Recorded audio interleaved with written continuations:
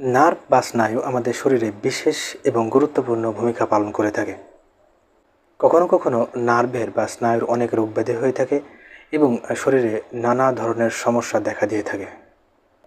শরীরের যে অংশে নার্ভ বা স্নায়ুর সমস্যা ঘটে থাকে সেখানে কার্যক্ষমতা হ্রাস পেতে থাকে এবং সেখানে নানা রকম সমস্যা দেখা দিয়ে থাকে।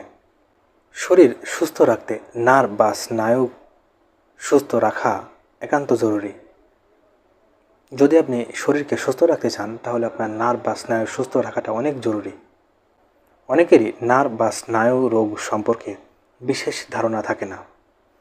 এই নার্ভ বা স্নায়ু রোগ সম্পর্কে স্পষ্ট ধারণা না থাকার কারণে যে সমস্ত লক্ষণ বা উপসর্গগুলো দেখা দিয়ে থাকে সেই সমস্ত লক্ষণগুলোকে অবহেলা করার কারণে, এড়িয়ে যাওয়ার কারণে শরীরে নানা রকম সমস্যা দেখা দিয়ে থাকে এবং একজন ব্যক্তি নার্ভের বিভিন্ন সমস্যায় ভুগতে থাকেন। যখন কারো নার্ভের সমস্যা দেখা দিয়ে থাকে তখন যে সমস্ত লক্ষণগুলো দেখা দিয়ে থাকে সেই সমস্ত লক্ষণগুলো এড়িয়ে চলার কারণে, অবহেলা করার কারণে এবং স্পষ্ট কোনো ধারণা না থাকার কারণে পরিস্থিতি একটি জটিল পর্যায়ে পৌঁছে যেতে পারে।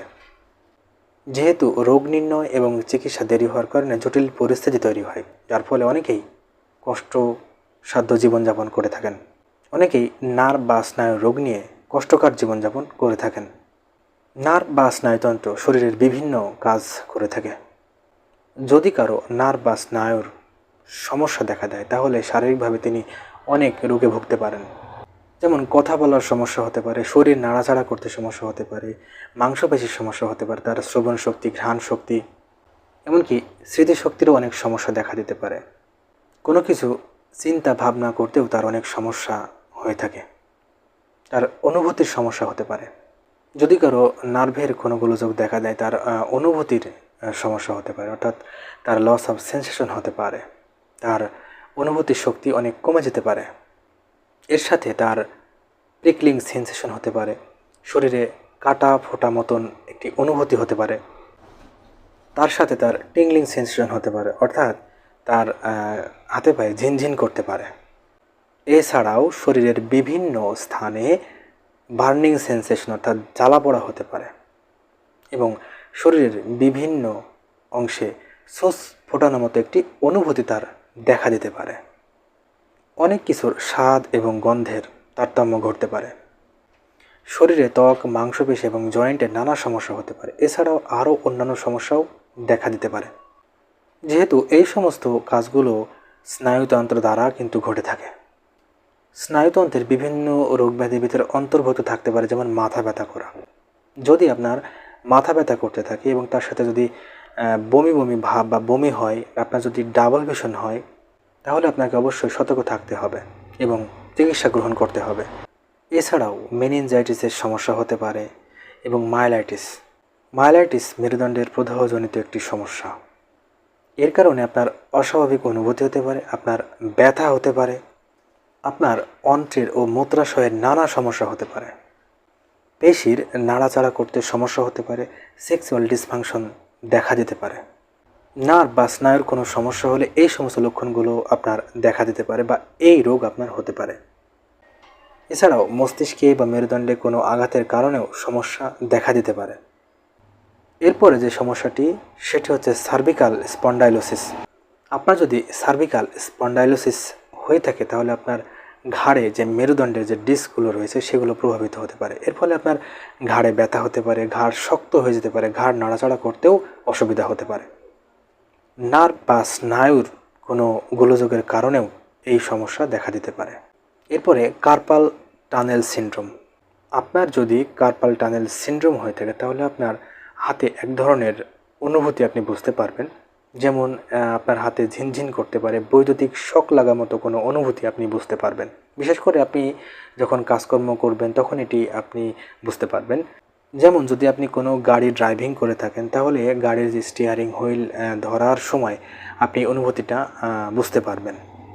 কিংবা আপনি কোনো কাজকর্ম করছেন এবং আপনি কোনো খবরের কাগজ পড়ছেন বা কোনো কিছু লেখালেখি করছেন, এই সময় এই অনুভূতি আপনি বুঝতে পারবেন। এছাড়াও কোনো জিনিস আপনি হাত দিয়ে ধরে আছেন, সেটি আপনার হাত থেকে পড়েও যেতে পারে। এছাড়াও মস্তিষ্কে বা মেরুদণ্ডে কোনো টিউমার খিঁচুনি রোগ, মৃগী রোগ, Parkinson disease, Alzheimer disease, dementia, বিষণ্ণতা, সিজোফ্রেনিয়া, হ্যালুসিনেশন সহ অন্যান্য অনেক রোগ নার্ভ বা স্নায়ুতন্ত্র গোলযোগের কারণে হতে পারে।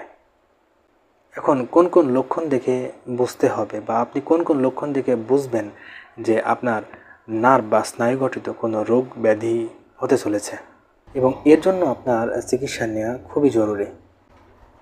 প্রথমত বলতে গেলে মাথা ব্যথা। আপনার যদি মাথা ব্যথা করে এবং তার সাথে বমি বমি ভাব বা বমি হয়, আপনার যদি ডাবল ভিশন হয় এবং এই সমস্যাগুলো যদি ঘন ঘন বা বারবারই হতে থাকে, কিছুদিন পরপরই হতে থাকে, তাহলে আপনাকে অবশ্যই সতর্কতা অবলম্বন করতে হবে এবং আপনাকে চিকিৎসা গ্রহণ করতে হবে। এরপরে লস অফ সেন্সেশন। আপনার যদি লস অফ সেন্সেশন হয়, যেমন আপনার শরীরের কোনো অংশের কোনো অনুভূতি শক্তি না থাকে বা অনুভূতি শক্তি কমে যেতে থাকে, যেমন নামনেস বা অসরতা হয় বা স্পর্শ করলে আপনি বুঝতে পারেন না, এক কথায় আপনার শরীরের কোনো অংশ যদি অসরতা হয়ে যায়, তাহলে আপনাকে সতর্ক থাকতে হবে এবং আপনাকে বুঝতে হবে যে আপনি নার্ভ বা স্নায়ুর কোনো রোগে আক্রান্ত হতে যাচ্ছেন।